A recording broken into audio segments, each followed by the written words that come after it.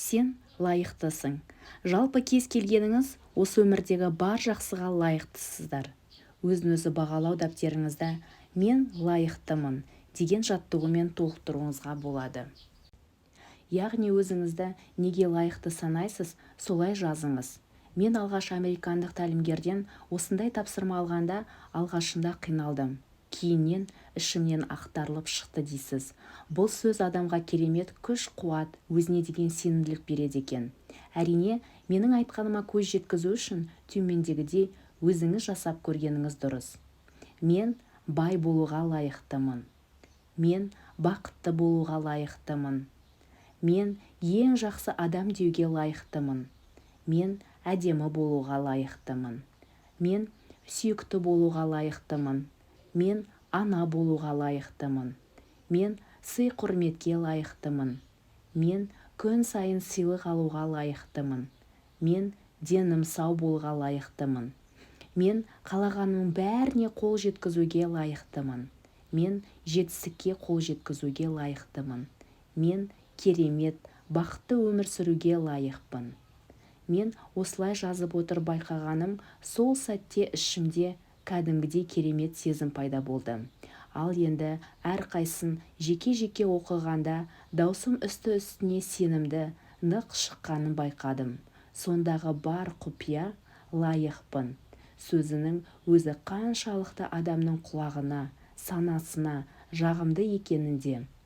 Бұл сөзді жай ғана нүктемен, үтірмен айту мүмкін емес. Еш жараспайтын сияқты. Бұл сөз леп белгісімен айтылады. Ендеше сіз де қалағаныңыздың бәріне лайықтысыз. Мидағы менеджерлер.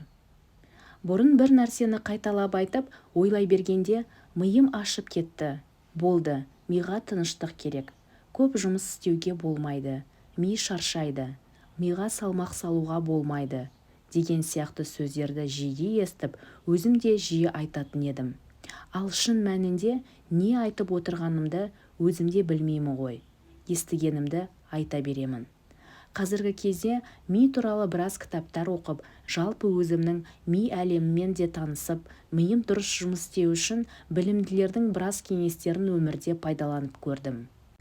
Мен ғалымдардың зерттеп, адамның миы туралы нейрон, дофамин, кора, правое полушарие, левое полушарие айтқандарын ғылыми тілмен жеткізсем, сіз де мен де түк түсінбеуіміз мүмкін.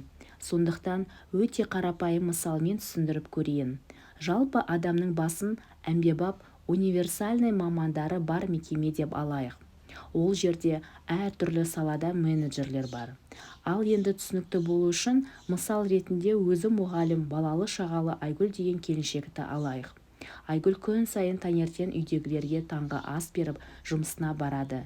Жұмыста әдеттегідей сабақ беру, жұмыстан кейін үй-жай, бала-шаға.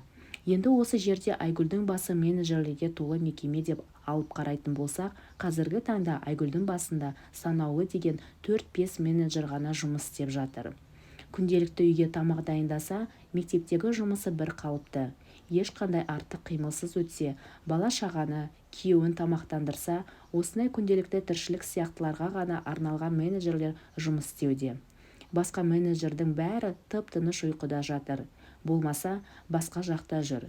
Енді бір күні Айгүл мектептен күтпеген жерден жұмыстан шығады делік.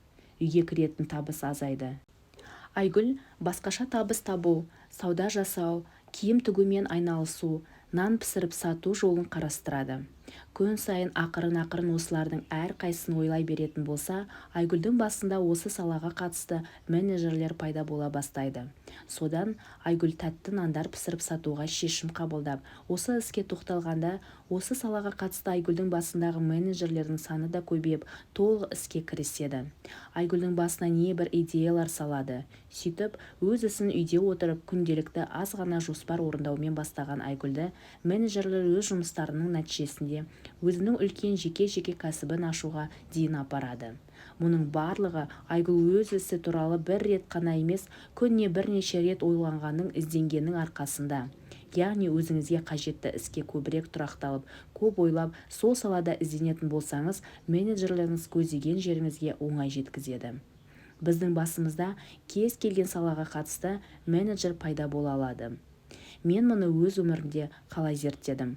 Өз басым асхананың жұмысын қатты жақсы көрмеймін. Барлығын жасай аламын. Тек жасау керек болған соң ғана жасаймын. Содан бір күні өзімнің асханаға қатысты менеджерлерімді оятып көрейін деп барлық істі жиыстырып, тек қана тамақ әзірлеуге кірістім. Күніне бірнеше тамақ пісіремін. Бірін пісіріп жатсам, екіншісіне идея келіп, шабытым ашылып тұрып пісіремін. Бір күнгі тамағым бір күнгіге ұқсамайды, бірінен бірі дәмді. Менен өмірі ондай дәмді тағамды күтпеген төңірегімдегі өз үйлерінің аспаздары таң қалысты. Кейін өзім беріліп бара жатқанымды, басымдағы аспаздыққа қатысты менеджердің бәрі іске бір жола кірісіп бара жатқандарын түсіндім. Дағы ақырын тоқтаттым.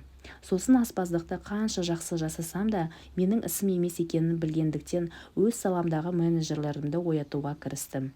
Өз саламда да солай, бір нәрсені жазып бітіріп жатсам, басқа нәрсеге идея келіп тұрады. Ары қарай өз саламда білім алдым. Кез келген сұрақты қағазға жазып, ойыма келгеннің бәрін 25-30 минут бойы жазып отырамын. Бір кезде менеджерлер нақты жауапты жібереді. Міне, қорытындылай келгенде, миды жұмыс істету үшін өзіңізге қажетті нәрсені анықтап, сол төңіректе көп ойланыңыз. Қағазға жазып жұмыс істеңіз. Ізденіңіз. Миыңызға сол салаға қатысты көбірек салмақ салыңыз. Былай айтқанда, миыңызды аштыңыз. Мен төмендегі Шамил Әлеудиновтың кітабынан өзіме керекті кеңестерді жазып алып, өмірде қолданамын. Миымның жұмыс істеуі өзіме ұнайды. Ендеше сіздерге де сол кеңесті ұсынамын. Бірінші, бұлшық етке жаттығу жасағандай, миға солай жаттығу жасаңыз. Екінші, ал енді тәніміз тамақпен қоректенсе, миымыз сумен қоректенеді екен. Көліктің моторына май құйғандай, миға су қажет. Ең дұрысы әр 15 минут сайын суды ұрттап ішіңіз. Егер суды аз ішетін болсаңыз, мида құрғақшылық болып, ми кеуіп әлсірейді екен. Кешке дейін 1,5-2 литр суды ұрттап жүріп бітіремін. Үшінші, омега-3 балықтың майы және жұмыртқаның сарысында сүтте болатын фосфолипидтер ми үшін өте пайдалы. Омега-3 таңертең кешке міндетті түрде ішемін. Күніне бір мезгіл сүт және бір тал қайнатылған жұмыртқа жеймін.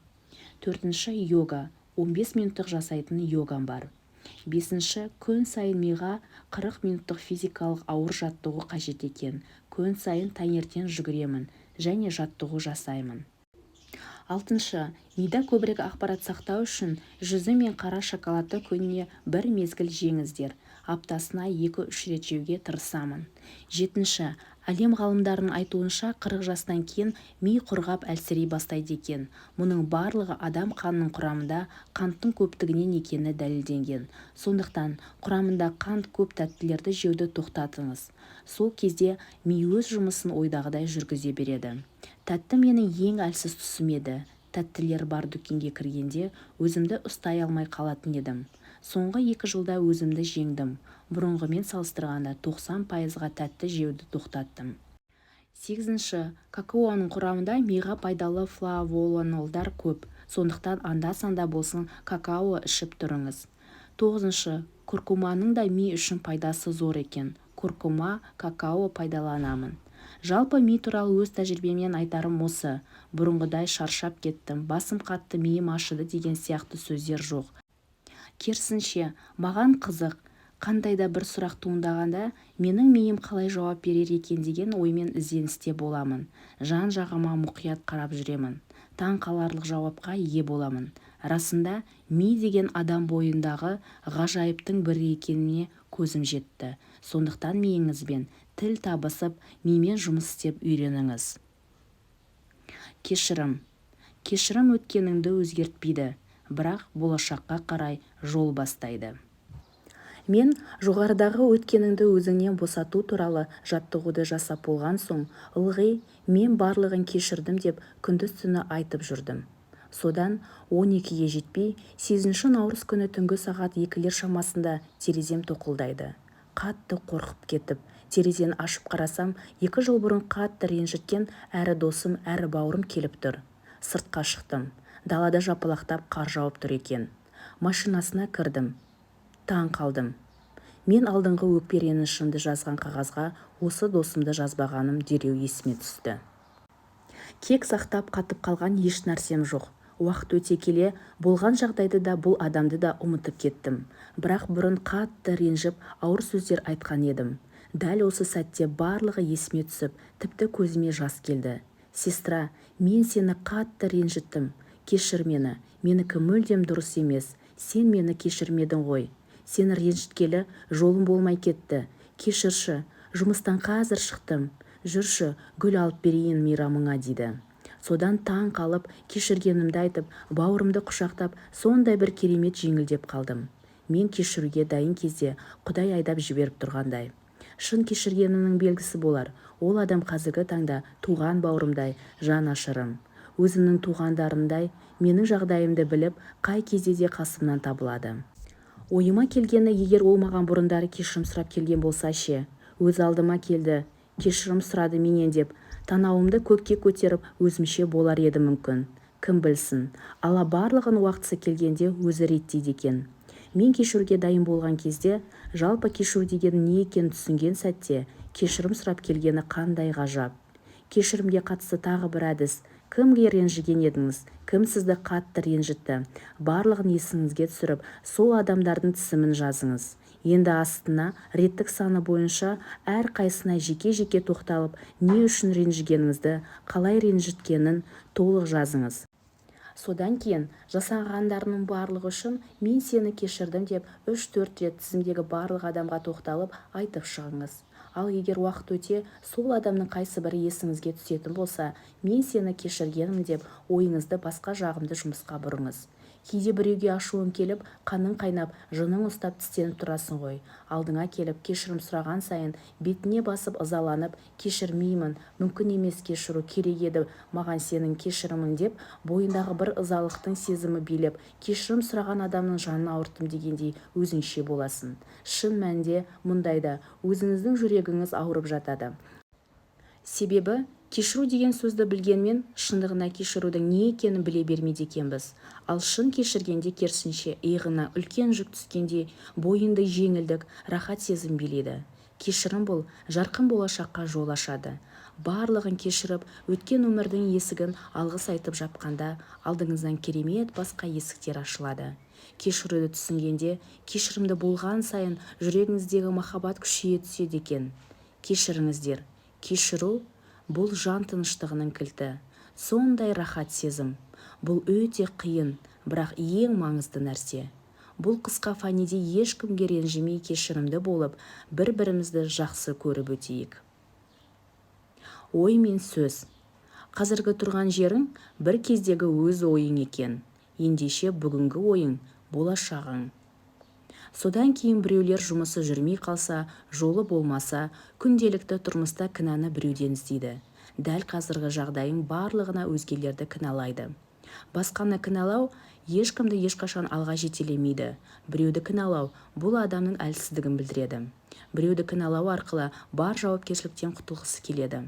Біреуді кінәласа немесе кінәлі адамды тапса жеңілдеп қалатын сияқты. Мысалға, маған келетін хаттардың көбісі отбасы жағдайында әйелі күйеуін, күйеуі әйелін немесе қайын жұртын, енесін кінәлап жатады.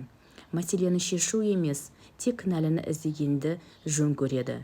Және кінәліні тапса, беттеріне басып, айналып келіп бір әңгімені қазбалай бергеннен арыға бармайды. Мұндай әрекеттердің отбасына берер нәтижесі жалғыз ұрыс керіс, ал бір күн ұрыс болған жерде 40 күн береке кетері сөзсіз. Егерде әркім кінәні өзінен іздеп, біреуді өзгертуді емес, өзгерісті өзінен бастау керектігін ойласа, жағдай мүлдем басқаша болар еді. Біз адамдардан өзіміз қалағандай жауап күтеміз. Ойымыздағыдай болмай жатса, ренжіп жатамыз. Осындай жағдайлар болмас үшін адамды қалай бар, солай қабылдап үйренуіміз керек. Біреуді өзінің қалағандай етіп өзгертуді ойлаудың қажеті жоқ. Кез келген адам немесе жағдай өзіміз қалағандай болып өзгеру үшін ең бірінші өзіміз өзгеруіміз қажет екенін көбіміз біле бермейміз. Осы тұста барлығымызға таныс бір жағдайды айтайын. Кейде біреулер соңғы ақшасын салып, бір сауданы бастағанда тірлігі жүрмей, барлығы артқа кеткенде былай айтады: Мә, осылай болатыны біліп едім, осы тірлікті бастағанда-ақ ойлап едім, сезіп едім түк шықпайтынын деп, немесе қыз бен жігіт айырылысып жатқанда біліп едім осының алдап кететінін, сезген едім, қай күні тастап кетер екен деп жүр едім.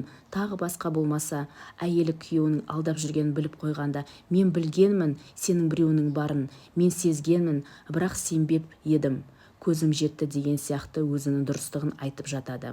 Я, дұрыс, басындағы барлығы осылай болатынын білгенмін дегеніңіз дұрыс. Неге? Себебі сіз ойыңызға сондай бағдарламаны, программаны енгізіп қойғансыз. Қандай да бір сауданы бастағанда, ойбай бүйтіп қалмай ма, егер салған ақшам шықпай қалса ше, онда қайттым деген сияқты күдікті ойларды күн-түн ойлап, дәл солай тірліктің артқа кеткенін денеңіз дірілдеп отырып елестетіп отырдыңыз. Ешқашан сол кішкене ақшаңыз үлкен табыс әкелетініне сенген емессіз. Я, рас басында салғанда пайда көрем деп жоспарлап бастадыңыз. Дегенмен шын мәнінде келіп кету туралы көп ойладыңыз. Соңында мен біліп едім осылай боларын деп жатамыз. Бұл рас қой. Ал енді қыз бен жігіттер де тура солай. Көбінесе қыздар мені алдап жүр. Не бір керемет байдың қыздары немесе менен әдемі қыздар тұрғанда мені қайтсын. Алдап кетсе ше, тастап кетсе ше деген сияқты жағымсыз ойды көп ойлайды. Өз-өзіне сенімді, санаулы ғана қыз бен жігіттен басқалары ешқашан өздерінің жарқын бақытты болашағын елестетпек тұрмақ, ойламаған, қорқады ойлауға. Себебі біздің, әсіресе қазақ қызының өзін-өзі бағалауы өте төмен. Ерлі-зайыптылар ше, көптеген келіншектердің үйдің жұмысынан кейінгі басты қызметтері ол күйеуінің телефонын аңду. Мұның біреуі бар екені анық. Себебі телефонын ылғи қалтасына салып жүреді, тағы басқа деген сияқты шайтанның салған ойының жетегінде кетеді. Бұлар қайтеді? Бірінші мүмкіндікті пайдаланып, телефондағы хаттарды іздейді. Әркім іздегенін табары, діттегеніне қол жетері сөзсіз. Ары қарай не болары бәрімізге белгілі. Мұндай ойды бізге іблістің салары сөзсіз. Оған еш талас жоқ. Ол ойда бостан-босқа келген жоқ. Біздің санамызға. Мұндай жағымсыз қорқынышты ойлар адамның санасына теледидардан көру, әлеуметтік желілерден небір тағдырларды оқу, айналасындағы жақындарынан күнделікті есту арқылы қалыптасады. Осындай күнделікті жан-жақтан естіп көрген ақпараттарды үздіксіз ойлау арқылы түпкі санаға жағымсыз күдікті ойлардан ақырындап кірпіш қалап жатқанын адам өзі байқамай қалады екен. Санасының бәрі сондай жағымсыз ойға уланған адамның әрекеті дұрыс болмайтыны сөзсіз. Яғни жоғарыдағыдай ең төмен әрекеттерге барады, әсіресе әйел адамдар. Ал енді мұндай әрекеттер нені білдіреді? Ең бірінші адамның өзін-өзі бағалауының өте төмендігін, өзіне соншалықты сенімсіздігін, өзінің қаншалықты білімсіздігін көрсетеді. Кейбіреулер өмірде басын тауға да, тасқа да ұрғанда, уақытында оқытпаған, дұрыс жұмысқа орналастырмаған, қалағанын жасамаған ата-ананы да кінәлайды. Ата-ана ең бірінші бізге өмір берді. Шамасы келгенше бізді бағып-қағып, жақсы көріп өзіндегі барды берді. Оларды барынша жақсы көріңіз. Тіпті кейбір мамандар ата-ананы әр бала өзі таңдаған деп жатады. Мен бұл сөзді әзірге өзім терең ізденіп оқымадым. Мән мағынасын түсінбегендіктен ол тура жазбаймын. Мүмкін келешекте жазармын. Менің түсінгенім бір ғана нәрсе. Менің ата-анам әлемдегі ең тамаша жандар. Міне, барлық адамда осы сезім болу керек. Жоқшылыққа тап болғанда баға көтерілсе, жоғарыда отырғандарды, үкіметті, әйтеуір біреуді кінәлағанды жақсы көретіндер бар.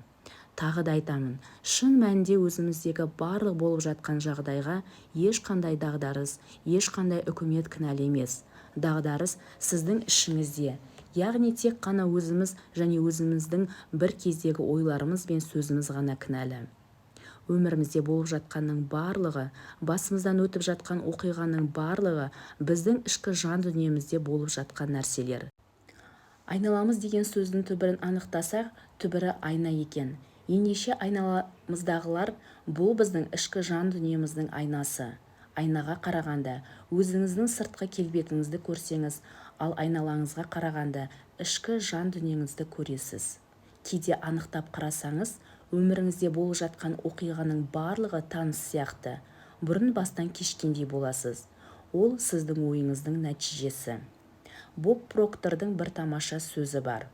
Нәтижесінде сіз өмірде өз қалағаныңызға емес, нені эмоциямен көп ойлайсыз, соған қол жеткізесіз. Осыған дәлел ретінде өз өмірімнен де бір мысал айта кетейін. Мен мектепте оқып жүргенде қазақ тілі мен әдебиетті жақсы көрдім. Осы пәндерге қатысты мектептегі барлық іс-шараларға қатыстым. Барған жерден жүлделі оралатынмын. Газетке мақала жазатынмын. Мені барлығы жазушы болады деп күткен. Арманым жазушы болу. Содан арман қуып Тараз қаласына келдім. Қанша жақсы оқысам да, мен журфакқа түсе алмаймын. Себебі менің елдердікіндей тіреуім жоқ. Беретін ақшам жоқ, танысым жоқ, үйде жағдай жоқ, түсе алмаймын деп ойлағанда денем дірілдеп кетіп, түсе алмай қалсам қайтемін. Елге масқара болмас үшін кез келген оқуға сырттай болсын түсуім керек деп күн-түн ойлайтынмын. Расында солай болды. Филфагы емес, 3 ұйықтасам түсіме кірмеген Семей қаласына қаржыгер мамандығына түстім. Мен де ата-анамды іштей кінәлайтынмын. Мені филфакқа түсіргенде бәрі басқаша болар еді. Арманыма қол жеткізе алмадым деп, сөйтсем олай емес екен. Мен сол бала кезден бастап кейінгі өмірімде болған барлық жағдайды өзіме өзім тартыппын. Тек өзімнің ойлауым, елестетіп картинасын анық көрім, өз-өзіммен іштей сөйлесуім, сезінуім, уайымдап қорқуым арқылы ғана барлығын өзім жасаппын.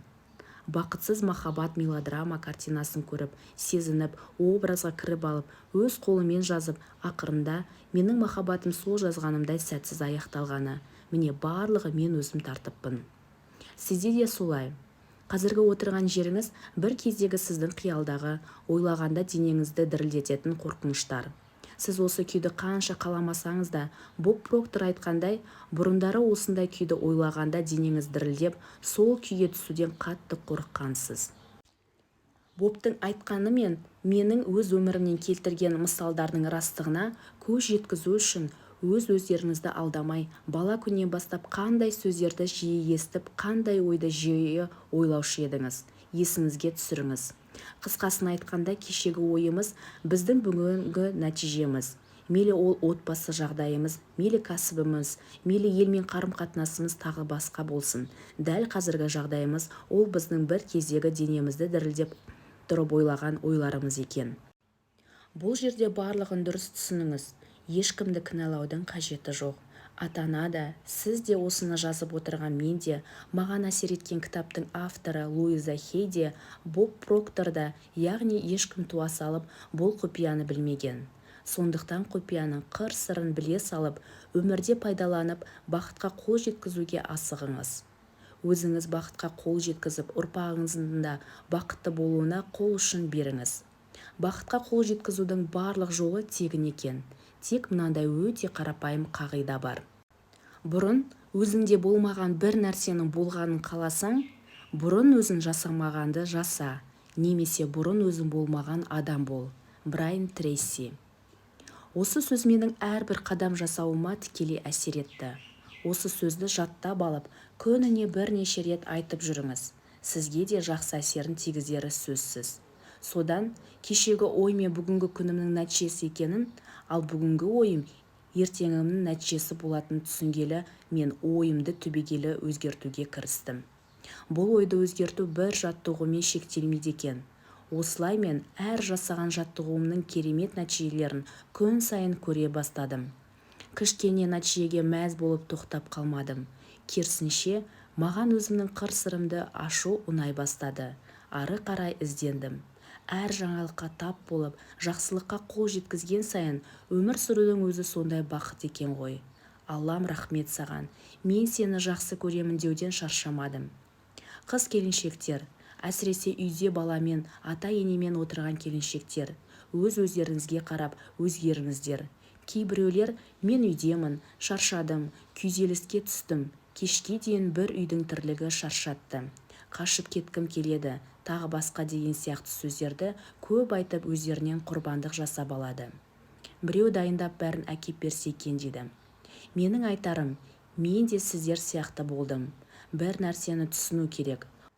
Олай жасағанда ешкім сіздің басыңыздан сипамайды.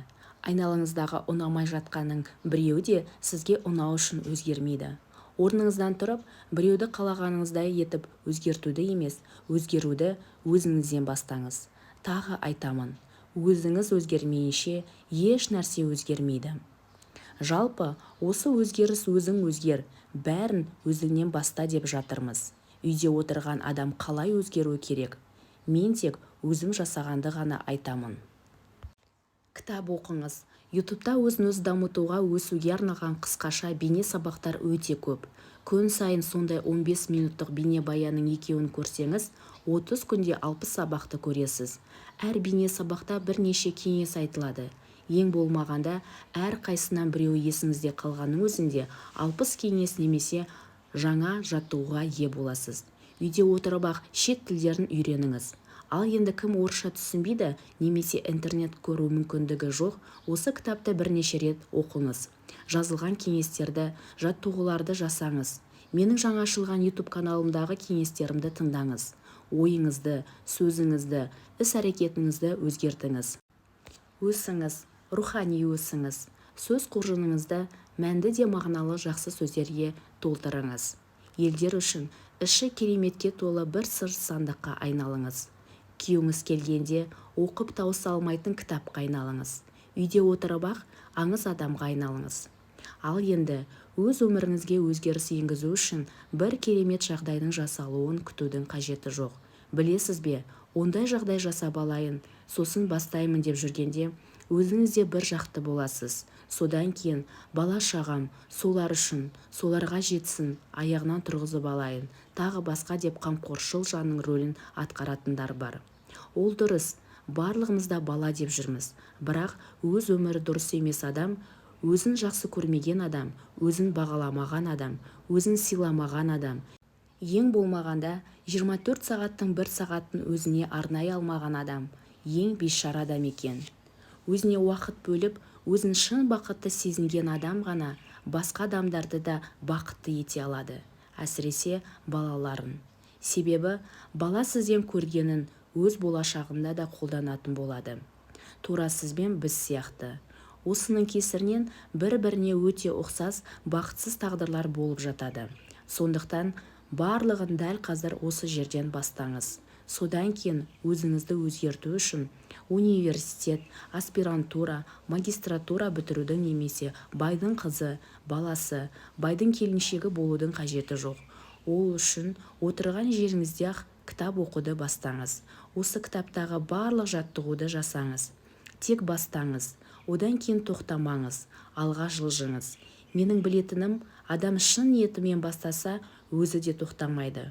Өзі өзгергісі келіп, өзін-өзі қолға алуды бастаған адамға ешкім кедергі келтіре алмайды. Ақылды әйел. Өмірде жалғыз өзгерте алатын адамымыз бар. Бұл өзіміз. Альберт Эйнштейн. Ал енді біреулерге мен не істеу керектігін тізіп, аузымды көпіртіп айтып отырғанда, уақыт жоқ қой, сен сияқты ерігіп жүр дейсің бе? Сен сияқты бос емеспіз. Бала шаға бар, балалармен алысып отырып, қалай жұмыс істейсің? Күйеуім бар, қайдағы деп күйдіреді. Рас айтам, күйдіреді. Неге дейсіз бе? Себебі соны айтқан адамдардың үй тірлігінен басқа айналысатын тірлігі жоқ. Кейбіреу тіпті не ішем, не жеймін демейді. Кешке дейін жұмысы күйеуін аңду. Одан кейін түк уақыттары жоқ, себебі теледидардағы бір сериалды жібермей көреді. Қайдағы бір ток-шоуларды қарайды. Ондай ток-шоу сериал дегендерді асыға, сағына күтіп жүріп көреді. Ал қалған уақыттағы бірінші мүмкіндігін пайдаланып, әлеуметтік желілерде отырады. Жоқ, олар отырмайды. Олар әлеуметтік желілердің гүлі десеңіз де бұл артық емес. Бұл нағыз жалқау адамның сөзі екен. Ал мен ерігіп жүріп, үйдегі еркектің де, әйелдің де жұмысын атқарамын. 3 баланы бағамын, білім аламын, білгенімді елмен бөлісемін, өзімді тәрбиелеймін. Әйел адам өзімен жұмыс істесе, күйеуінің телефонын аңдып, ызыңдап мен жемеседі. Уақыты жоқ болар еді ондайға. Білімді, ақылды әйел еркекке қанат бітіріп отырады. Еркек түзден шаршап келгенде, ақылды әйелдің жанарына қарап-ақ демалатынын біліп, үйге қайтқанша асығар еді. Маған келетін хаттардың көбісінде үйде баламен жұмыссыз депрессияда отырмын, жынданатын болдым, күйеуім түк түсінбейді дейді. Мұндайлар үкіметтің жұмысына шыққанда бәрі жақсы болады дейсіз бе? Жоқ, ол кезде олар кешке дейін жұмыста, үйде бала-шаға, шаршайсың, өзіме қарайтын уақыт жоқ, күйеуім түк түсінбейді дейтін болады. Неге бұлай? Мәселе күйеуіңіздің түсінбеуінде емес, мәселе сізде. Өзіңізге не керек екенін сіз өзіңіз білмейсіз. Өзіңізді өзіңіз түсінбейсіз. Сіз өзіңіз үшін қызық болмай кеткенсіз. Сондықтан қыз-келіншектер білім алыңыздар. Білім дегенге жоғары оқу орындарын ойламаңыз. Тіпті дипломым жоқ дегенді мүлдем ұмытыңыз. Менің білім деп айтатыным өзін-өзі дамытуға, өзін-өзі бағалауға, шағын бизнеске, отбасы мен бала тәрбиесіне қатысты кітаптар оқыңыз. ютубтан осы тақырыптағы сабақтарды, қолөнер туралы көріңіздер. Сосын шет тілдерін үйреніңіз. Мұның барлығын ютубтан тегін табуға болады. Сондықтан мұндай білім алу үшін диплом алуға кететіндей ақша керек емес. Бірақ есесіне дипломнан да жоғары білімді боласыз. Осындай білімнің арқасында ойыңызды, сөзіңізді, өмірге деген көзқарасыңызды толығымен жақсы жаққа өзгертіп, өмірде өзіңізді тауып, шын бақытты сезінесіз. Есіме бір әңгіме түсіп отыр. Сіздермен бөлісуді жөн көрдім. Жоғарғы оқу орнында оқыған екі дос жігіт топтағы бір қызға ғашық болыпты. Содан қыз бір жігітті таңдап, соған тұрмысқа шығыпты. Екі жігіттің достығы сол жерде аяқталыпты. Арада бірнеше жыл өтіпті. Ерлі-зайыптылардың өмірі тамаша екен. Күйеуі бір елдің президенті болыпты. Содан ерлі-зайыптылар бір күні кешкі асқа мейрамханаға барыпты. Мейрамхананың сыртында бір көліктің жанында тұрған ескі достарын көреді. Бір-бірін танып, амандасып, жөн сұрасады. Әлгі достары ең үздік студент болғанына қарамастан, біреудің көлік жүргізушісі болып жұмыс істейтінін айтады. Содан ерлі-зайыптылар ішке кіріп дастархан басында әңгімелесіп отырады. Күйеуі әйеліне қарап, көрдің бе, сен егер ана жігітке күйеуге тигеніңде көлік жүргізушісінің әйелі болар едің дейді. Сонда әйелі, жоқ, жаным, қателесесің, егер мен оған күйеуге тигенде, ол ел президенті болар еді дейді. Келіншегінің сөзіне ойланып қалған жігіт, жеткен жетістігінің барлығы әуелі Алла, одан кейін үйдегі ақылды әйелінің арқасы екенін мойындапты. Мұндағы өзімізге алатын сабақ, кез келген жетістікке жеткен еркектің артында мықты ақылды әйел екенін ұмытпауымыз керек. Бір адамның жасағанын екінші адам да жасайды. Ол үшін тек білімді болу керек. Сондықтан көп оқыңыздар. Өсіңіздер, ер адам үшін жұмбақ кітап болыңыздар. Көп оқыған адам ең ақылды адам. Ақылды адамның әрекеті өте нәтижелі болады. Ақылды адам майда-шүйде маңызы жоқ, ақымақтың ісімен айналыспайды. Бірнеше тілді білу, бір құлыпқа бірнеше кілтінің болғанымен тең деп. Дана Вольтер айтқандай, жан-жақты болыңыздар, қыздар. Әйел адам ер азаматына мен саған сенемін деген сөзді жиі айту керек. Мұны естіген кез келген еркектің намысы оянады. Оған қанат бітеді. Жалпы осы сөзді мен өзіме сенемін деп бірнеше рет дауыстап айтатын болсаңыз, өз-өзіңізге де керемет сенім пайда болады. Әрекет жасау. Ұзақ уақыт әрекетсіздіктен артық. Адамды тоқырауға әкеліп соқтыратын еш нәрсе жоқ. Аристотель. Адам санасына қандай да бір ойдың егінін егіп, соған қарай белгілі бір әрекет жасайды. Әркім өзінің миының жеткенін жасайды деген сөзді бәріміз білеміз. Енді осы сөздің төркінін қарастыратын болсақ, расында адам өзінің ойынан биік әрекет жасай алмайды. Қандай да бір жағымсыз әрекеттер жасаса, ол адамның ойының сондай саяздығын білдіреді. Енді мұндай арзан әрекеттің төңірегінде емес, жаңадан туған жақсы ойларға қарай қалай әрекет жасауға болатындығы туралы әңгіме қозғайық. Егер естеріңізде болса, кез келген жүйелі маркетингтерде немесе бизнеске қатысты кітаптарда ылғи продуктивное действие, өнімді әрекет керек деп айтып жазып жатады. Мен өз басым бұл сөзді бұрындары тауды қопару деген мағынада түсінетін едім. Яғни менің қолымнан ондай керемет іс-әрекет келмейтін сияқты көрінетін. Кейін бұл сөзді жиі естігендіктен өз өмірімде тексеріп білу үшін іске кірістім. Ал енді өнімді әрекет дегеніміз не екен? Ол сөзден еш қорықпаңыздар. Мысалға, бұрын сіз өзіңіз туралы ылғи жағымсыз ойда болсаңыз, енді осы кітапты оқығаннан кейін өзіңізге қатысты ойыңызды, сөзіңізді «мен әдемімін», «мен сұлумын» деп өзгерте бастаңыз. Осы кезде сіздің іс-әрекетіңіз қандай болу керек? Күнде бір мезгіл өзіңізге уақыт бөліп, жуынып, шайынып, бетіңізге табиғи, пайдалы әртүрлі крем жағып, маскалар жасап, күтіне бастауыңыз керек. Бетіміз көбінесе біздің ішкі құрылысымыздың айнасы екенін жақсы білеміз. Сондықтан дұрыс тамақтану керек. Ал егер менің денім сау, менің денім күн сайын жасарсын десеңіз, көбірек қимылдап, бір мезгіл жүгіріп, 5 минут болса да жаттығу жасап, көбірек су ішіп, міндетті түрде дұрыс тамақтануыңыз керек. Ал ақшам көп, мен баймын, ақша маған жан-жақтан келіп жатыр. Ақша мені жақсы көреді дейтін болсаңыз, жан-жақты қалай ақша табуға болады, қолыңыздан не келеді, соны ойластырып кішкене болса да әрекет жасаңыз. Ақша бізге жасаған еңбегіміздің ақысы ретінде келеді. Сондықтан адамдар маған бұдан да көп ақша төлейтіндей, мен тағы не істей аламын деген сұрақ ойланыңыз. Негізінде жан-жақты табыс көзі болған дұрыс. Сондықтан ақша маған жан-жақтан оңай және тез келеді.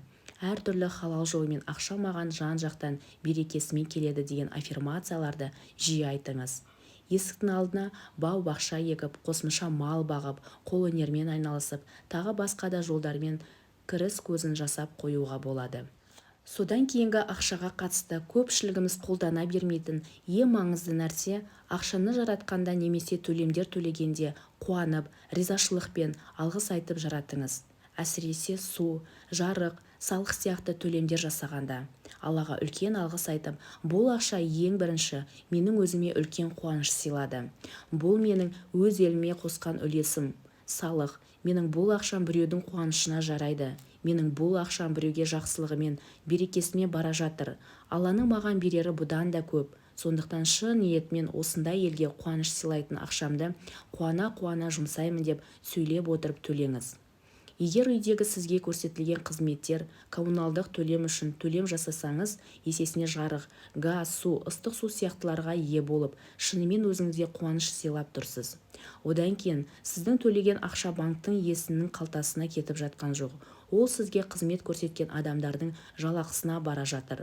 Сіздің ақшаңыз біреудің шынымен де бір керемет қажетіне, жақсылығына жұмсалары сөзсіз. Салық төлесеңіз, еліңіз өркендеу үшін қандай үлесіңізді қосып жатырсыз?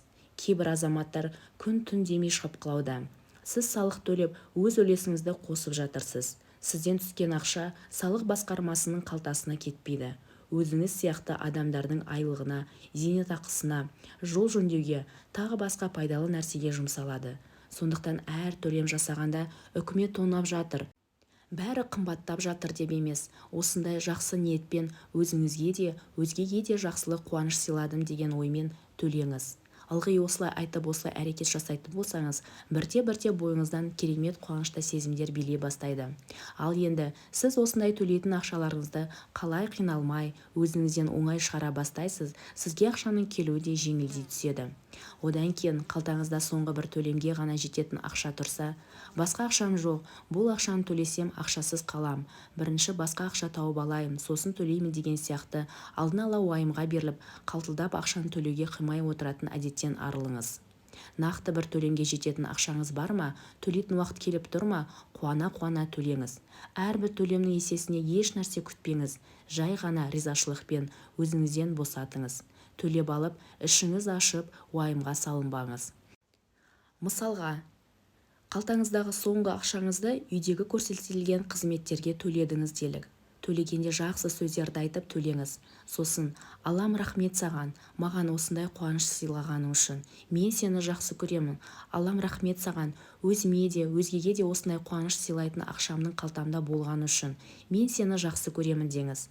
Адам баласын кейде түсініп болмайсың. Мысалға, үйдегі өздері тұтынған жарық, су үшін ақша төлейтін уақыт жақындағанда, егер ақшасы жоқ болса, арманда болады. Ақшам жоқ, болса төлер едім деп соңғы сөзін айтып қиналады. Ал енді осылай айтып, аузын жиып үлгермей жатып, көптен күткен ақшасы келіп қалса, дереу ойы өзгеріп төлегісі келмей қиналып шыға келеді. Ары қарай айтпай-ақ қояйын. Сондықтан кез келген төлеуге міндетті төлемдерді, берешектеріңізді қиналмай, қуана-қуана төлеңіздер. Мен осындай керемет күйге жеттім. Аллаға шүкір. осы күйге жету үшін құдіретті күшті алам мені талай сынады. Кейде тіпті қалтамда 1000 теңге қалмай қалады. Балаларым бір нәрсеге ақша сұрап, анашым, қалтаңда ақша жоқ екен дегенше, қалтамда ақшамның жоқтығын өзім де байқамаймын. Мұндайда ақша туралы алған білімімді есіме алып, яғни ақшаның жоқтығын естігенге ешқандай саспаймын. Ең бастысы уайымдамаймын. Өз тірлігіммен жүре беремін. Сенесіз бе, ақша мүлде күтпеген жақтан, тіпті ұмытып кеткен ақшалар келіп жатады. Одан кейін кез келген қарызға алған ақшаңызды қарыз деп айтпаңыз. Себебі қарыз деген сөздің өзін алып қарасаңыз, көңіл күйді түсіретін, айтқың келмейтін жақсы сөз емес, тура бір қарыз шақырып тұратындай. Сондықтан қарызымды бердім, қарыз төлеймін емес, қуаныш сыйлаған ақшамды бердім, алғыс айтатын ақшамды төлеймін деп айтып үйреніңіз.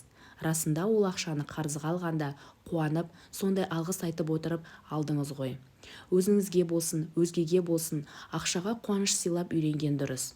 Өмірде барлығы ақшаға әкеліп тіреп қоюдың еш қажеті жоқ. Өмірде сіз үшін ақша ең басты немесе ең соңғы нәрсе болмасын. Ақшадан да керемет нәрселер көп екенін ұмытпаңыз. Қалтаңыздағы ақша сізге қуаныш сыйламаса, оның не қажеті бар? Менде бір керемет оқиға болды. Бір күні үйіме қонаққа құрбымды шақырдым. Ол құрбымның көңіл күйі мәз емес. Телефонмен хабарласқанда жағдайын айтып қиналған еді. Содан екеуміз кешкісін кітап дүкенінен қайтып келе жатқан едік. Жолда алыстап көздің жауын алатын ромашка гүлін бір апай үйінен әкеліп сатып тұр екен. Құрбым әңгімесін айтып келе жатыр. Мен кітап алғаннан қалтамда қанша ақша қалды екен деп санап келе жатырмын. Гүлдің қасына тоқтап бағасын сұрадым. 600 теңге дейді. Менде бары 800 теңге екен. Өмірге ренжіп келе жатқан құрбым әлі гүлге тамсанып көзі жанып кетті. Содан біреуін сатып алып, құрбыма, мынау саған алғашқы көктемге берген сыйлығым болсын дедім. Қасымдағы қыздың гүлдей жайнағанын көрсеңіз, мен оған тура інжу маржан сыйлағандай мәз. Мені қайта-қайта құшақтады. Қуанышында шек жоқ. Жол бойы әңгімесін тыңдап, өмірде көп қиналған, бәріне ренжулы құрбымның көңілін қалай көтерсем деп ойлаған едім. Қалтамда ақшамның жоқтығы мүлде ойымда жоқ. Содан үйге келіп шай ішіп, біраз әңгімелесіп, ұйықтап қалыппыз. Таңертең жүгіруден келіп, телефоныма қарасам, хат келіп тұр. Менің есеп шотыма біраз ақша түсіпті. Айта берсем, мұндай тамаша оқиғалар өте көп. Ал енді кім? Мен білімдімін, мен ақылдымын, мен өз ойымды еркін жеткіземін деген сияқты аффирмацияларды айтады. Олардың әрекеті қандай болу керек? Күніне бір мезгіл әлеуметтік желілерден керемет пайдалы кеңестер парақшаларын, кітап және ютубтағы пайдалы бейнебаяндарды көру керек. Сонымен әрекет дегеніміз сөзіңіз бен ісіңіз сай болу керек. Яғни, мен өзгеріп жатырмын деп, таңертеңнен кешке дейін құр аффирмация айтқанда ешқандай әрекет болмаса, еш нәрсе өзгермейді. Отырып алып құр ауызбен аспандағы айға да барып қайтуға болады. Сондықтан әрекет жасаңыз. Кез келген жаңа бір нәрсені үйрену үшін, немесе осылай өзімен жұмыс істеу үшін жүйе, система керек. Жүйе дегеніміз қандай да бір бастаған ісіңізді аяғына дейін жеткізу үшін күн сайын соған қарай әрекет жасау. Мысалға, өзіңізбен жұмыс істеуді, өміріңізді өзгертуді қолға алдыңыз делік. Мұндайда сіз мен әдемімін, мен сұлумын, мен өзімді жақсы көремін, мен жеңімпазбын деген сияқты аффирмацияларды аптасына бір рет немесе қолыңыз тигенде ғана айнаға қарап айтатын болсаңыз, қандай да бір нәтиже шығуы екі талай. Осылай есіңізге түскенде, ыңғайы келгенде, аптасына бір рет 1 сағат бойы өзіңізге уақыт бөлгенше, күніне бір рет 5 минуттан болсын уақыт бөліңіз. Осылай жүйемен күн сайын 5 минуттан бастаған қадамыңыз уақыт өте келе қаншама жолды артта қалдырып, үлкен жетістікке жеткізеді. Алғашқы кезде мен осындай жүйеге үйрене алмағаным рас. Бүгін барлығын жасап керемет боламындағы, ертесіне басқа жұмыстармен қолым тимей болмаса, біреу шақырып қонаққа кетіп қаламын. Әйтеуір, бастаған жұмысым 3-4 күнге дейін ұмыт қалады. Содан бұл жүрісі мені ешқандай жетістікке жеткізбейтінін білдім. Басқа бір әдіс ойлап табуым керектігін түсіндім. Алғашқыда күн сайын аффирмацияны оқу мен үшін қиын болды. Ешқандай істейтін маңызды шаруам болмаса да, өзіме келгенде уақыт таппай кететін едім. Содан бір күні күн сайын аффирмацияны әр намаздан кейін оқу керек деген ой келді. Яғни 5 уақыт намазды міндетті түрде оқимын. Артынан барлық аффирмацияны толық оқып шығамын. Бертін келе өзгеруім мен өсуім аффирмациядан бөлек жасайтын тапсырмам көбейе түсті. Содан әр жұмысыма телефонымның сағатына бір апта бойы еске салу қоңырауын қойдым. Әрбір белгіленген қоңырау уақытына не істеу керектігін жазып қойдым. Таңертең 6:00-де намаз деп басталған уақыт әр 10-15 минут сайын жүгіруге шық, жаттығу жаса, шомылуға кір, медитация жаса, мудра жаса, дәрумендеріңді іш. Осының барлығын 7:15-те аяқтаймын. Басында таң намаздан басқаға уақыт белгілемей қоңырау қоймадым. Сол кезде қалай болды? Таң намазын оқимын, алғысымды, аффирмациямды айтамын. Сосын 10-15 минут ойланып отырам. Сосын асықпай жүгіруге шығам. Жүгіріп болып асықпай тағы 10-15 минут әр нәрсе ойлап уақыт жоғалтам. Келігіп жаттығу жасаймын. Әбден терлеп 10-15 минут еркінсіп жатамын. Содан шомыламын. Мұздай су құямын үстіме. Міне, әр жерде құр ойланып жатып 10-15 минуттан уақыт жоғалтқанда менің таңғы іс-әрекетім сағат 8:30-ға дейін баратын. Қоңырау қойғанда байқағаным ортасында бос уақыт жоғалтпайсың. Қазір қоңырау шырылдайтынын білгендіктен артында біреу қадағалап тұрғандай бірінен кейін бірін жалғастыра бересің. Артық ойға берілмейсің. Үйден жүгіруге шыққанда көршілердің есіктеріне қарап, сіздерге Алланың нұры жаусын. Мен сіздерді жақсы көремін. Бүгінгі күн қайырлы болсын баршамызға деп сөйлеп сыртқа шығамын. Сыртқа шыққанда қайырлы таң Алматым, қайырлы таң ел жұртым. Аллам рахмет саған, бүгінгі тамаша күнді сыйлағаның үшін. Мен сені жақсы көремін. Аллам рахмет саған, ынтымағы жарасқан бейбіт елде өмір сүріп жатқаным үшін. Мен сені жақсы көремін. Аллам рахмет саған, осындай адамдарымның барлығы мені жақсы көретін. Сүйікті қалам Алматыда тұрып жатқаным үшін. Мен сені жақсы көремін. Аллам рахмет саған. Керемет, мені жақсы көретін көршілерім бар. Дәл осы үйде тұрып жатқаным үшін. Мен сені жақсы көремін. Аллам рахмет саған. Осындай біз үшін жаратқан жер ананы өз аяғымен басып, ләззат алып жүргенім үшін мен сені жақсы көремін. Аллам рахмет саған. Осындай керемет, пайдалы таза ауамен тыныс алып жатқаным үшін мен сені жақсы көремін. Деген алғысымды айтып отырып, Аллаға шексіз ризашылығымды білдіре отырып, мектептің жүгіру алаңына қалай жеткенімді өзім де байқамай қаламын. Мен жүгіріп жүргенде менің денім сау, менің аяқ-қолым оңай және тез қимылдауда. Жүгірген сайын менің денсаулығым жаңара түсуде деген сияқты әр айналымда 3 аффирмация айтып жүгіремін. Содан кейін міндетті түрде жан-жағымнан адам көрсем, қайырлы таң деп дауыстап амандасамын. Менің бұл әрекеттерім біреуге күлкілі, біреуге еріккеннің ісі, біреуге ерсі сияқты көрініп отырған шығар. Кім не ойласа да өзі үшін, ол ойы дұрыс. Бірақ маған кімнің не ойлағаны еш маңызды емес. Себебі дәл осылай әр таңда жасағаннан алған ләззатымды, әсерімді айтып жеткізе алмаймын. Алла маған тағы бір таңды сыйлаған екен. Неге соған барынша ризашылығымды білдіріп, өзім ләззат алатындай етіп өткізбеске? Адам жаратушыға алғыс айту үшін, шын бақытты сезіну үшін, спортпен айналысу үшін көп ақшаның қажеті жоқ. Осының барлығы тегін, тек қана сізде ниет болса болғаны. Менің бұл айтқандарыма көз жеткізу үшін өздеріңіз жасап көрулеріңіз керек. Ендеше сіздерге сәттілік тілеймін. Ескі әдеттен арылу. Адамдарды әдеттеріне қарай екі құсқа теңеуге болады. Үкілер және бозторғайлар. Үкілер түнгі сағат 2-де жатып, ертесіне түске дейін ұйықтайды. Ал бозторғайлар кешкі сағат 10-да жатып, таңертең сағат 6-да оянады екен. Верещагин. Сіздердің өмірлеріңіз жақсы болу үшін өзіңізден басқа ешкім еш нәрсе жасай алмайтыны және әркімнің өмірі өз қолында екені туралы біраз айттық. Ендеше өміріміз жақсы болу үшін тағы не істеуіміз керек? Ой ексең, әрекет аласың. Әрекет ексең, әдет аласың. Әдет ексең, мінез құлық аласың. Мінез құлық ексең, тағдырыңды аласың деген философиялық ұғым бар. Ол дегеніміз адам қандай да бір ойды санасына егу арқылы белгілі бір әрекет жасайтын болады. Ол сондай әрекетті үнемі жасау арқылы адамда әдет пайда болады.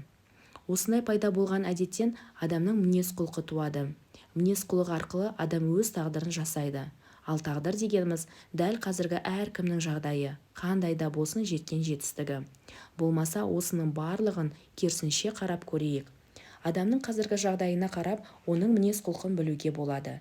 ал мінез-құлқы арқылы оның әдеттерін байқауға болады. Әдеттеріне қарап отырып, оның әрекеттерін білуге болады. Ал енді әрекеті арқылы оның ойын анықтауға болады. Осы жерде адамның бойындағы әдеттеріне тоқталайық. Бұл әдет әркімде әртүрлі болады. Сондықтан мен жалпы адам бойында жиі кездесетін жаман әдеттер және оларды қалай жаңа жақсы әдетке ауыстыруға болатыны туралы жаттығумен бөлісейін.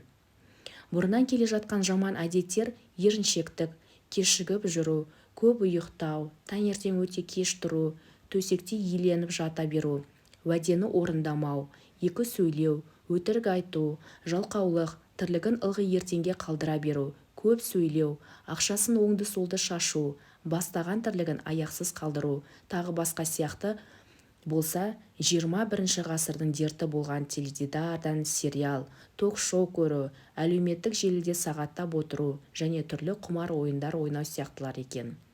Ал енді бұлардан қалай арыламыз? Өте оңай және тез деп бастаңыз.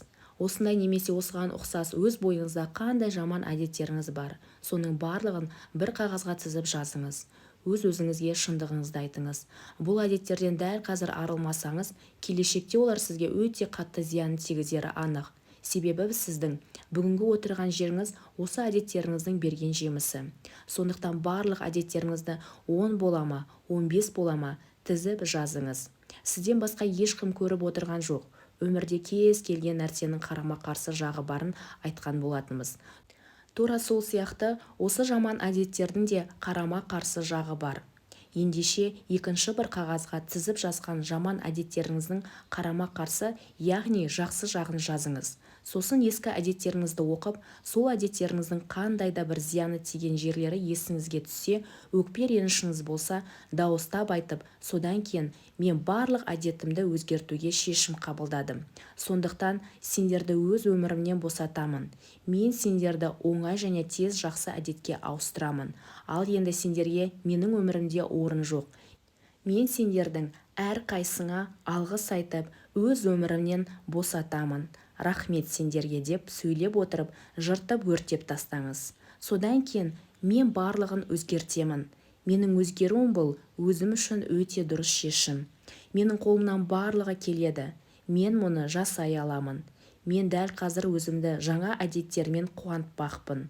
Маған осындай дұрыс шешім қабылдауға мүмкіндік берген Аллама рахмет деп бірнеше рет дауыстап айтыңыз.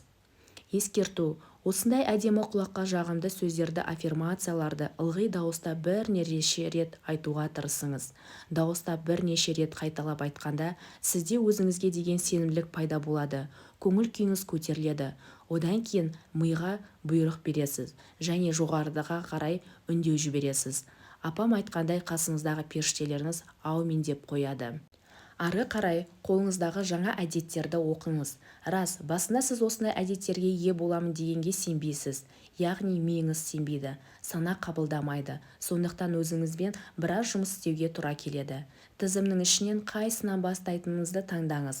Мысалға, жаман әдетті бастаған ісін аяғына дейін жеткізбеу болса, қарама-қарсы жағы әрбір бастаған тірлігімді аяғына дейін жеткіземін дейсіз. Енді осыған қатысты. Мен әрбір бастаған тірлігімді оңай және тез аяқтаймын. Мен бастаған тірлік берекесімен аяқталады. Менің бастаған тірлігімде береке бар. Мен бастаған тірлігімді аяғына дейін жеткізіп, үлкен жетістікке жетемін деген бірнеше аффирмациялар жазыңыз. Содан кейін алдағы 40 күн бойы осымен жұмыс істеңіз. Яғни көшіріп жазыңыз, айтыңыз және соған қарай әрекет жасаңыз. Қандай жұмыс бастасаңыз да аяқтайтын күніңізді белгілеңіз. Содан кейін күнделікті жоспар құрыңыз. Сол жоспар бойынша ақырын-ақырын жылжыңыз. Жұмысыңызды аяғына дейін жеткізгенде өзіңізді әбден мақтаңыз, өзіңізге сыйлық жасаңыз. Міне осылай бойыңызға жақсы әдеттердің дәнін ақырын-ақырын егіп, күндердің күнінде нағыз жетістікке жететін адамдардың қатарынан бірақ шығасыз. Нағыз жеңіске жеткен адам өзінің бойындағы жаман әдеттерін, өзінің әлсіз тұстарын, өзінің жалқаулығын жеңген адам екен.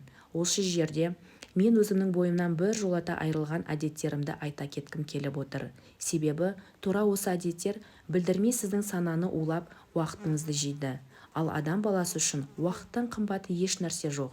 Алланың алдында да сұралатынымыздың бірі уақыт екенін жақсы білесіздер. Сондықтан теледидар көру, ток-шоуларды көру, сериал көру. Кешке дейін қала берді, сағат 23:00-ден түннің 1 уақытына дейін әлеуметтік желіде ВК, Фейсбук, Инстаграмда отыру. WhatsAppқа әрбір 5 минут сайын кіру, телефонмен 5 минуттық артық сөйлесу. Таңғы сағат 7-ден кейін ұйықтау, оянғаннан кейін төсекте иленіп ұзақ жату. Теледидардан, әлеуметтік желіден болсын жағымсыз жаңалықты тыңдау, оқу. Шағымыңды айтып біреумен ұзақ әңгімелесу. Телефондағы құмар ойындарды ойнау, көрінгеннің шақырғана еріп кете беру. Сияқты уақыт өлтіретін әдеттерден неғұрлым тезірек айығасыз, соғұрлым өзіңізге жақсы. Мұның бәрінің де сізге пайдасы жоқ. Осындай әдетіңіз үшін Алланың алдында да айыпты болмайсыз. Ойланыңыз, әрине істейтін маңызды іс болмағаннан кейін адамдар санасын осындай нәрселермен улап уақытын өлтіруде. Кез келген әлеуметтік желінің зиянынан қатар пайдасы да көп. Өкінішке қарай адамдар зиянды жағына тез әуестенеді. Теледидарда пайдалы бағдарламалар болса көріңіз, бірақ мен айналамдағылардың тек сериалдар қарайтынын жиі байқап ішім ашиды. Ол сериалдың ішінде қаншама жағымсыз оқиғалар, солардың әсеріне кешке дейін қаншама жағымсыз ой ойлап, қала берсе өзгелермен сол сериалды талқылайтындар бар. Оның бәрі өзі де оңып тұрмаған сананы улайды. Осы кітапты аяғына дейін оқыған адамдар өздерімен жұмыс істеуді бастап, уақыттың қадірін түсінер деген ниеттемін. Мен 2014 жылы алғаш рет осыдан хабардар болғалы телеарналарды көрсететін Алма ТВ компаниясынан бас тарттым. Үйдегі теледидар интернетке, Wi-Fi-ға қосылу, ютубтан пайдалы кеңестер, дыбыстық кітаптар, бейне сабақтар, балалармен бірге жақсы кино қараймыз. Әлеуметтік желіде жоқ едім. Алғаш сабақ алғанда қажет болғандықтан аштым. Содан кейін көптеген пайдалы парақшаларға тіркеліп, күніне бір мезгіл кітап оқығандай, сол парақшаның кеңестерін оқып отырдым. Қазіргі таңда бос уақытымның жоқтығынан оқымайтын болғанмын. Биыл Инстаграмнан психология кезі деген парақшамды аштым. Тек пост жазуға ғана кіремін. Телефонда ешқандай ойын жоқ, ойнамаймын. Таңертең сағат 7-ден кеш тұрмаймын. Еш жерден жағымсыз жаңалықтарды қарамаймын. Телефонда тек жұмыс бойынша және анамен 5 минуттан артық сөйлесуім мүмкін. Бұл мақтанғаным емес. Мен де сериалдар көп көретін едім. Өз-өзімді жеңдім. Қаншама уақыт ұттым. Есесіне білім алып, өз мақсатымды таптым. Қазір бос уақыт деген жоқ екен менде. Қайран босқа өткен 32 жылым деймін. Кейбір таныстарым Инстаграмдағы әншілерге пікір жазып, өзгелермен ұрысқандарын айтып жатады. Біреудің уақытын біреу алып пайдалана алатын болса ғой шіркін дейсін осындайда. Алғашқы аффирмациямен жұмыс істеуім. Алғашқы қадамыңды жаса, соңында еш нәрсенің де қиын емес екенін түсінесің. ВК парақшасынан. Өзіңе ең болмаса 1 сағат уақыт бөле алмаған адам нағыз жалқау, бейшара адам.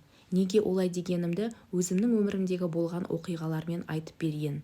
Мен алғаш Луиза Хейдің кітабын оқығанда кіші қызым шамамен 8-9 айлық еді. Луиза Хейдің айтуы бойынша аффирмацияларды күнде қайталап оқу керек екен. Өзім жоғарыда айтып кеткендей 14 жылдан кейін алғаш ұстаған кітабым. Содан аффирмацияларды қайталап, әні оқимын, міне оқимын деп жүріп, арада 4-5 күн өтіп кетіпті. Күнделікті жыбырлаған, көзге көрінбейтін тірліктен еш босар емеспін. Болмаса, әр нәрсені ойлап жатамын. Келіп жатқан кіріс жоқ. Ағам берген ақшаның буына мәзбін. Содан бұлай еш нәрседе өзгерте алмайтынымды түсіндім. Дүкенге барып, түрлі түсті жабыстыратын қағаз, стикер сатып алдымдағы Луизаның кітабындағы барлық аффирмацияны жеке-жеке қағаздарға көшіріп жаздым. Жазғандарымды тоңазытқыштың шетінде ілініп тұрған үлкен күнтізбеге жабыстырып шықтым. Жазғандарының саны шамамен 100-ге жетті. Сол күні 1-2 рет оқыдым. Ертесіне жазғандарының барлығын тағы жайына қалды. Есіме түссе оқимын, оқып тұрып жалғап кетемін. Болмаса қызым қыңқ етсе, бәрін тастай жүгіремін.